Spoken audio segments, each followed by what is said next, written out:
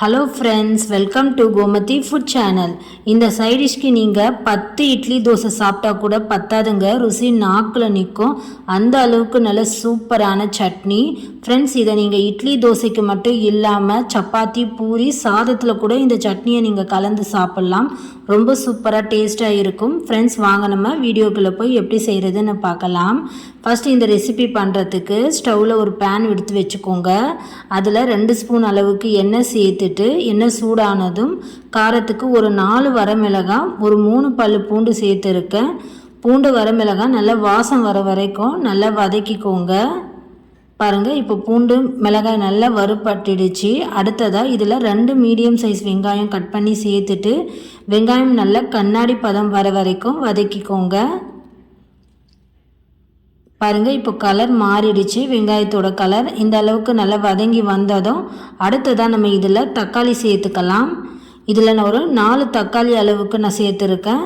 கூடுதலாக எக்ஸ்ட்ரா சேர்க்குறதாலும் சேர்க்கலாம், இன்னும் நல்ல ருசியாக இருக்கும் ஃப்ரெண்ட்ஸ். இப்போ இந்த தக்காளியை சேர்த்துட்டு ஒரு வாட்டி மறுபடியும் நல்லா வதக்கி கொடுத்துடலாம். தக்காளி நல்லா சாஃப்டாக வதங்கி வர இந்த டைம்லேயே நீங்கள் சட்னிக்கு தேவையான அளவுக்கு உப்பு சேர்த்துக்கோங்க. உப்பு சேர்த்துட்டு நல்ல ஒரு வாட்டி நம்ம வதக்கி கொடுத்துடலாம். இப்போது நமக்கு தக்காளி நல்லா சாஃப்டாக வெந்து வரத்துக்கு நம்ம மூடி போட்டு ஒரு 2-3 நிமிஷம் தக்காளியை வேக வச்சுக்கலாங்க. நம்ம மூடி போட்டு வேக வைக்கும் போது அந்த தக்காளியோட பச்சை வாசனை போய் தக்காளியும் நல்லா சாஃப்டாக நமக்கு வெந்து வந்துடும் ஃப்ரெண்ட்ஸ். இப்போ பாருங்கள், தக்காளி நல்லா சாஃப்டாக நமக்கு வெந்துடுச்சுன்னு. இந்த அளவுக்கு நம்ம தக்காளி வேக வச்சு எடுத்தால் போதும். இப்போது நமக்கு அந்த தக்காளியோட பச்சை வாசனை எல்லாம் போயிருக்கும் ஃப்ரெண்ட்ஸ். இந்த ஸ்டேஜில் நம்ம கேஸ் ஆஃப் பண்ணிவிட்டு இப்போ நம்ம ஒரு 50 கிராம் அளவுக்கு இதில் பொட்டுக்கடலை சேர்த்துக்கலாம். கேஸ் ஆஃப் பண்ணிவிட்டு சேர்த்துக்கோங்க. வெங்காயம் தக்காளி சூட்லேயே நம்ம இந்த பொட்டுக்கடலையை கலந்து கொடுத்துக்கலாம் ஃப்ரெண்ட்ஸ். நம்ம இந்த தக்காளி கூட இந்த பொட்டுக்கடலை சேர்த்து சட்னி அரைக்கும் போது டேஸ்ட் சூப்பராக இருக்கும். இந்த காம்பினேஷனில் நீங்கள் சட்னி அரைச்சி பாருங்கள். தோசை இட்லி 2 எக்ஸ்ட்ரா கேட்டு வாங்கி சாப்பிடுவாங்க. இப்போ இது நல்லா ஆறுனதும் நம்ம மிக்சி ஜாரில் மாற்றிக்கலாம்.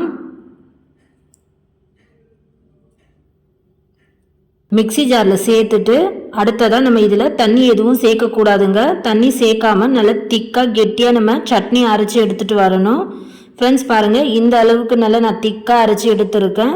தண்ணி எதுவும் சேர்க்கக்கூடாது. இந்த மாதிரி நல்லா திக்காக இருந்தால் தான் நம்ம இட்லி தோசைக்கு மட்டும் இல்லாமல் சாப்பாட்டில் கூட நம்ம இந்த சட்னியை சேர்த்து கலந்து சாப்பிடலாம்.